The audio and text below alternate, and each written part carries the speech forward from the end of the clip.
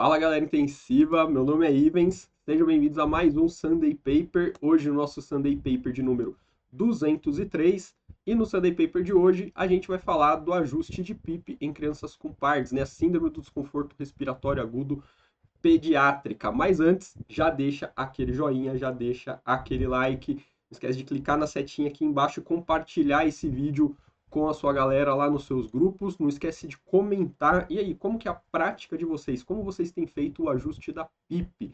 Vocês têm seguido um protocolo? Cada um faz do jeito que quer, parecido com o que a gente vai ver aqui no estudo? Comenta lá no fim para eu saber. E não esquece de se inscrever no canal. Artigo de hoje, publicado no Blue Journal, né, o American Journal of Respiratory and Critical Care Medicine, em 2018, que tem um fator de impacto de 24,7.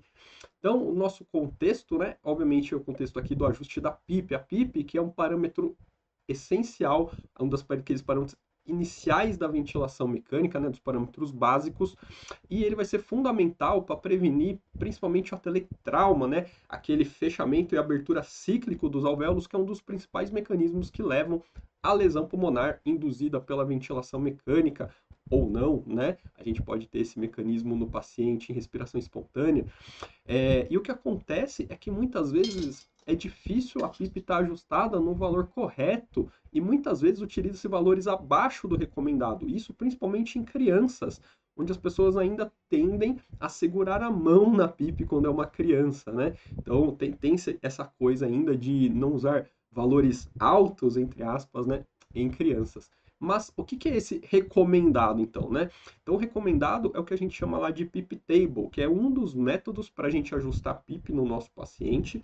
Então, a PIP Table veio lá do ARDSNET, que são os estudos com pacientes com síndrome do desconforto respiratório agudo, realizados em adultos, aonde eles trouxeram combinações de PIP e FO2 de acordo com a hipoxemia que o paciente apresentava.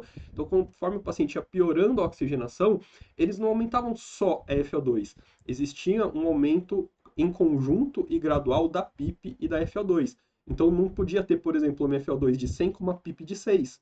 Né? Então se a PIP chegava se a FO2 chegava a um determinado valor, para você continuar progredindo de FO2, a PIP tinha que aumentar junto. Então os dois iam dando ali passo a passo, degrau a degrau, conjuntamente. Por quê? Porque na prática muitos profissionais ainda dão uma preferência para o aumento da FO2. Não é nem uma preferência, mas eles se sentem mais seguros aumentando somente a quantidade de O2 que eles estão ofertando do que ajustando os valores de PIP, que eles têm medo de que traga repercussões para essa criança, não só na ventilação, como na hemodinâmica, né, por exemplo. E na PARDS, né? Porque eu falei que a ARDSNET, a PIP Table, veio dos adultos, né? Então, será que isso funciona na PARDS? Será que tem alguma relação com esse ajuste da PIP Table na síndrome de desconforto respiratório agudo pediátrica? Então, o objetivo desse estudo foi avaliar se crianças tratadas com PIP inferior ao recomendado pelo modelo de PIP Table do ARDSNET apresentaram maior mortalidade ou não.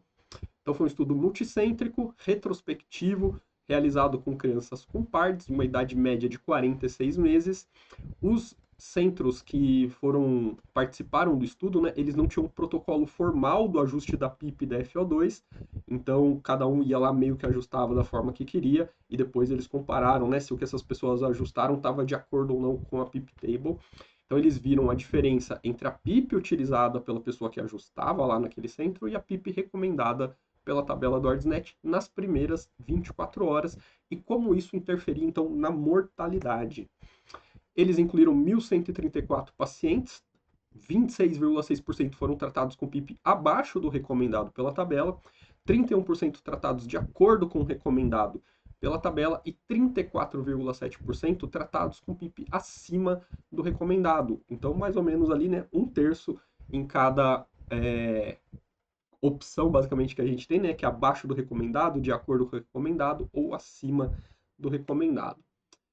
E aí, a gente vê isso aqui nesse gráfico, né? Então, aqui a gente tem a FO2 e a PIP, que foi ajustada nesses pacientes. Essas caixinhas, né, que são os box plots, mostram pra gente os valores que foram ajustados nos pacientes. E a linha verde mostra os valores de acordo com a PIP Table.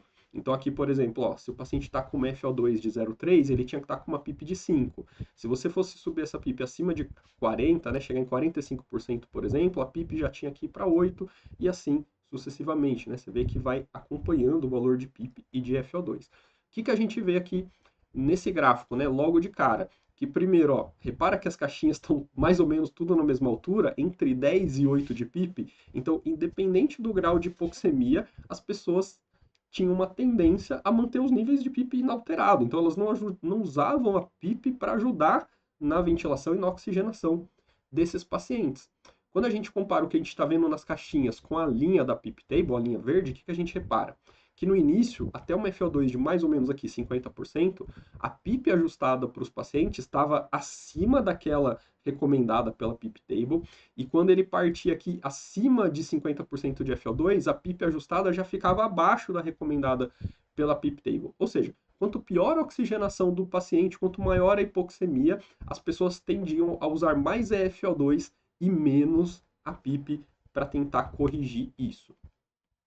E como que isso afetou a mortalidade? Então aqui a gente tem a linha dos dois grupos, né, com a sobrevida desses pacientes ao longo do período de acompanhamento, né, até 60 dias após o diagnóstico, e o que eles veem? Que o grupo de pacientes que tinham a PIP de acordo com o recomendado ou acima do recomendado na PIP Table teve uma mortalidade menor, 14,9%, enquanto os pacientes que tiveram a PIP ajustada abaixo do recomendado tiveram uma mortalidade maior, 26,5%, mais de 10% de diferença de mortalidade, porque a PIP desse grupo foi ajustada abaixo do recomendado pela PIP Table.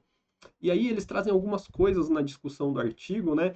Então tiveram vários hospitais diferentes que participaram, né? Um estudo multicêntrico. Então, por exemplo, tinha o Children's Hospital Los Angeles e o Children's Hospital Philadelphia. E a mortalidade foi mais relevante no hospital de Los Angeles, ó, 22,4 versus 14,4 comparado ao hospital da Filadélfia. E aí ele tem que explicar um pouquinho por quê, né, em dois hospitais que nenhum tinha protocolo, por que que isso aconteceu. Então ele fala, né, que no hospital da Filadélfia os pacientes eram tratados geralmente com PIP de acordo ou acima do recomendado pelo protocolo ARDSNET. Então no hospital da Filadélfia 12% apenas das crianças tinham níveis de PIP abaixo do recomendado, enquanto que no hospital de Los Angeles 40% das crianças tinham níveis abaixo daquele recomendado pelo ARDSNET. Então vê que como o hospital conduzia essa ventilação, o fato de usar níveis mais próximos do adequado para a maior parte das crianças diminuía a mortalidade desses pacientes.